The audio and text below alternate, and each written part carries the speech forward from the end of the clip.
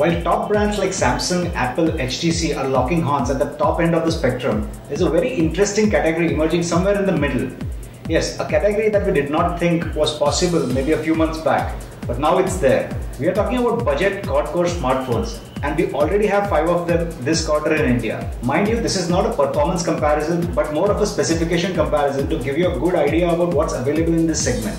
First on the list is the very phone that started it all, the Micromax Canvas HD A116. The Canvas HD debuted at 14,000 rupees last month, but given the hype and the demand for this phone, they've hiked the price up to 16,000 rupees now. But still, I would say it's a pretty good deal.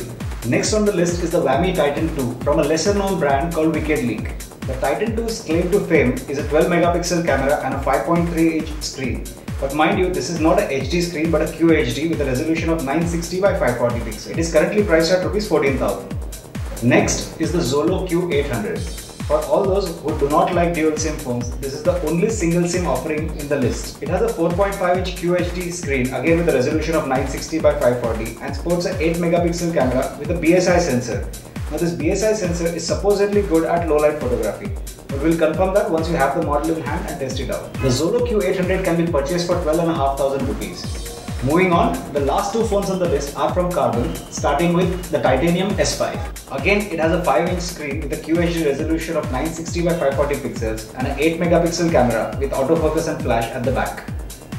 The Titanium S5 is priced at 12,000 rupees. And finally the last, but the one that will cost you the least, the Karbonn Titanium S1.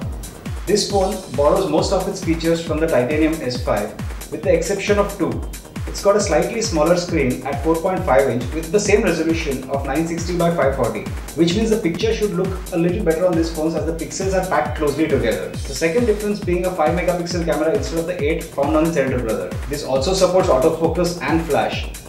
Karbonn has priced the Titanium S1 very aggressively at Rs 10,290, making it easily the most affordable quad-core smartphone in the market currently.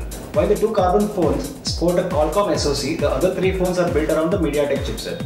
Also, a couple of features common to all the phones on that list is 1. They all have 1 GB of RAM, and 2. They all run Android Jelly Bean 4.1 OS. Once again, I repeat that this is not a performance comparison.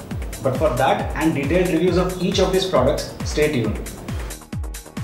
For more details, log on to TechTree.com.